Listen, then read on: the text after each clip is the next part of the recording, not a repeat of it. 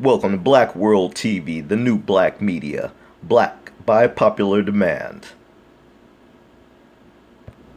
150 days, 5 months. Every day is still March the 13th. There's still a lot of work to do. Because at this point, it's bigger than Breonna. It's bigger than just black lives.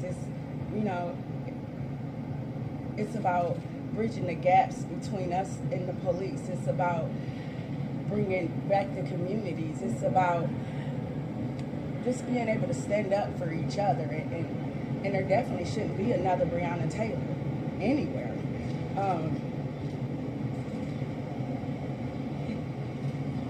It's definitely bigger than Breonna. He wants to have the right answer at the end of this, so he doesn't want to rush through it. So for me, I'm trying to accept that and be patient with that, because I definitely want him to come out with the right answer.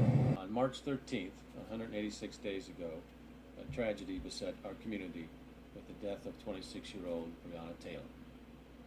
Her death has ignited a movement in Louisville and the nation for racial justice, sending thousands into our streets and cities all across the country and the world, all crying out for justice for Breonna. And while her death was a tragedy for so many, let's remember that Breonna was first a daughter, a sister, a granddaughter, a niece, a girlfriend, a friend, and a co-worker. And for those who knew her, Breonna's death is personal, the pain is visceral, and the loss ever more devastating.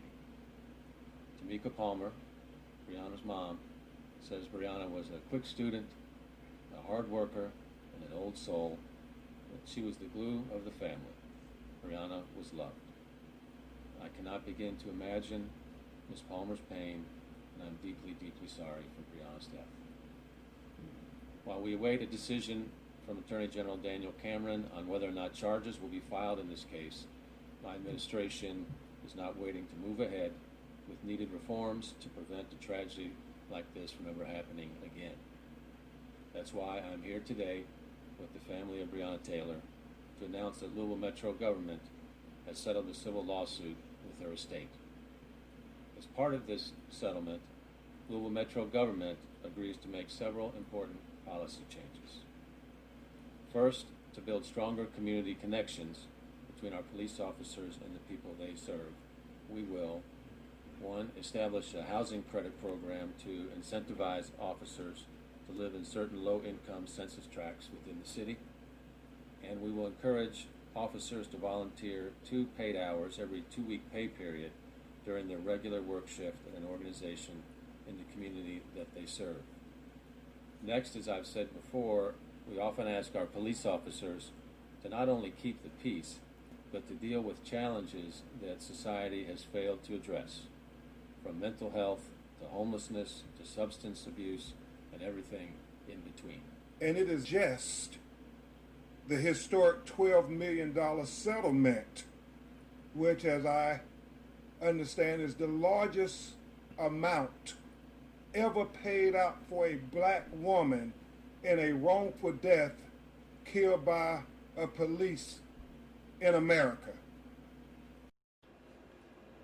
Black World TV, the new black media. So family, you just heard the reports both from Tamika Palmer, Breonna Taylor's mother, and then you also heard from Louisville Mayor Greg Fisher.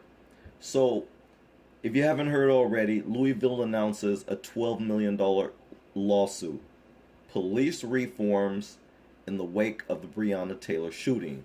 So Louisville Mayor Greg Fisher announced a substantial financial settlement Tuesday afternoon of $12 million with the family estate of Breonna Taylor, the 26-year-old black woman fatally shot by police in her apartment 6 months ago.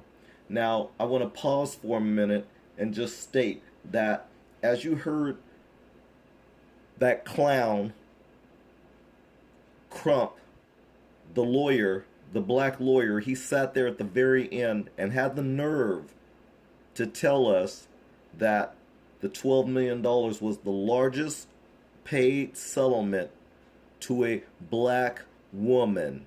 He had to emphasize that point because if you say woman, then you have to discount the $20 million that they previously just gave to the white woman who was fatally shot by 2 police officers also. But see, justice looks different. And here's how clear and concise and what it really should look like. This $12 million is not justice for Breonna, not the slightest. Black people and people who stand for truth, justice, and righteousness knows that $12 million or any dollar amount does not bring back our loved ones. And paying for justice is not justice at all. You are trying to pay out $12 million to the family of Breonna Taylor using taxpayers' money, and then you're still not charging the police officers involved in her killing as they still walk free. That's a major problem. Excuse me.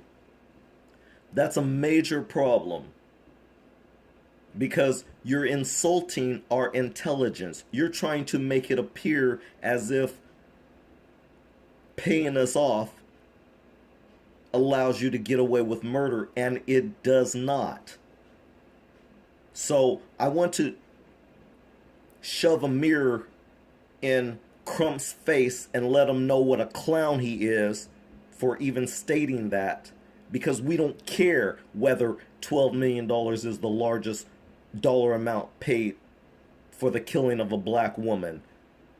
The point is, they did far worse to Breonna Taylor than they did for that white woman, or to that white woman. The white woman walked up on some police officers in a dark alley when there had been fireworks or explosions going off around her, if you recall. And so, of course, the police officers were startled. They shot and killed her. But what did they do? They arrested the police officers, they charged them with her murder, and they are sitting in jail. And that's exactly what needs to take place with the officers involved in the Breonna Taylor case. That's what true justice looks like.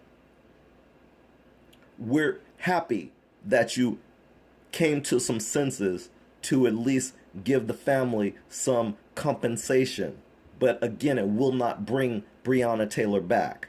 And as such, it's an insult if you do not arrest and charge the police officers that were involved. So I'm gonna leave it there, because I already know what the sentiments are in the streets already. I'm out here in the streets, and the sentiment is, this is BS, absolute BS.